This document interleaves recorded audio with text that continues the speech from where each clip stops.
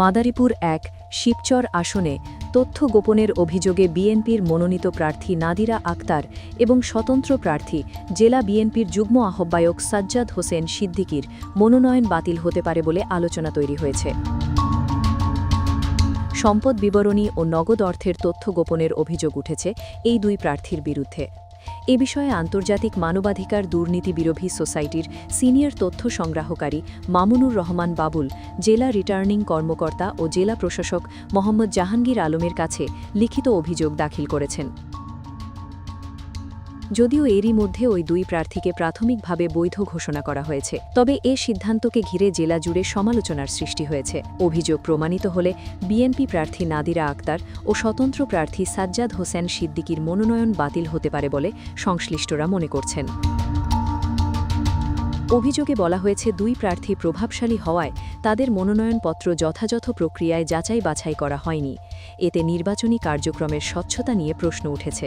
জেলা প্রশাসন ও নির্বাচন সংশ্লিষ্ট সূত্রে জানা গেছে, গত সোমবার মাদারীপুর ১ আসনে মোট ১১ জন প্রার্থী জেলা রিটার্নিং কর্মকর্তার কাছে মনোনয়নপত্র জমা দেন। বৃহস্পতিবার সকাল ১১টা থেকে দুপুর ১টা পর্যন্ত প্রার্থীদের মনোনয়নপত্র যাচাই বাছাই কার্যক্রম অনুষ্ঠিত হয়। এ সময় প্রার্থীদের পাশাপাশি তাদের প্রস্তাবকারী, সমর্থনকারী এবং সরকারি বিভিন্ন দফতরের কর্মকর্তারাও উপস্থিত ছিলেন। যাচাই বাছাই শেষে স্বতন্ত্র প্রার্থী ইমরান হাসানের মনোনয়ন অবৈধ ঘোষণা করা হলেও বাকি ১০ জন প্রার্থীর মনোনয়ন বৈধ ঘোষণা করেন জেলা রিটার্নিং কর্মকর্তা জাহাঙ্গীর আলম। গত ২ জানুয়ারি জেলা রিটার্নিং কর্মকর্তার কাছে জমা দেওয়া অভিযোগে উল্লেখ করা হয়, বিএনপির প্রার্থী নাদিরা আক্তার তার মনোনয়নপত্র ও হলফনামায় মালিকানাধীন ইটভাটা লাভিড লায়ন্স ব্রিক্সের তথ্য গোপন করেছেন। অভিযোগে আরও বলা হয়, ওই ইটভাটা ২০১৯ থেকে ২০২৪ সাল পর্যন্ত কোনো ভ্যাট পরিশোধ করেনি। এছাড়া ইটভাটা পরিচালনার জন্য জেলা প্রশাসকের কাছ থেকে লাইসেন্স নবায়নের প্রয়োজন থাকলেও তা করা হয়নি বলেও অভিযোগ উঠেছে। অভিযোগ থাকা সত্ত্বেও তার মনোনয়ন বৈধ ঘোষণা করায় যাচাই বাছাই প্রক্রিয়ার স্বচ্ছতা নিয়ে প্রশ্ন তুলেছেন অভিযোগকারী। যদিও জানা গেছে, ২০২৫-২৬ অর্থবছরে ইটভাটাটি মোশারেফ হোসেন নসু নামে এক ব্যক্তির কাছে লিজ দেওয়া হয়েছে।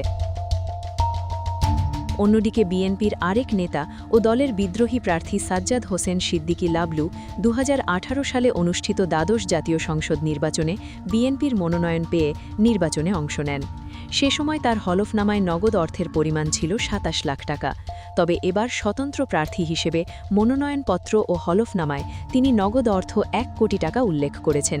অভিযোগে বলা হয়েছে, ৭ বছরের ব্যবধানে তার নগদ অর্থ ৭৩ লাখ টাকা বাড়লেও সেই অর্থের আয়ের উৎস মনোনয়নপত্রে উল্লেখ করা হয়নি। পাশাপাশি ওই বাড়তি অর্থের ওপর কোনো আয়কর বা ভ্যাট পরিশোধের তথ্যও নেই।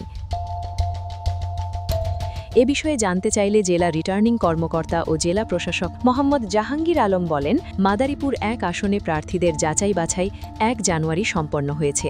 সে সময় কোনো অভিযোগ আসেনি বা কেউ সরাসরি অভিযোগ দেননি। ৩ জানুয়ারি একটি অভিযোগ পাওয়া যায়, যা ৪ জানুয়ারি নির্বাচন কমিশনে পাঠানো হয়েছে।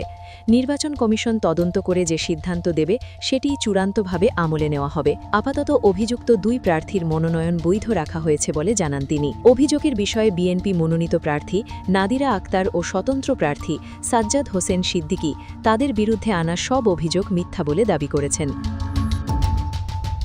শিবচর উপজেলা নিয়ে গঠিত মাদারীপুর ১ আসনে শিবচর পৌরসভা ও ১৮টি ইউনিয়ন রয়েছে।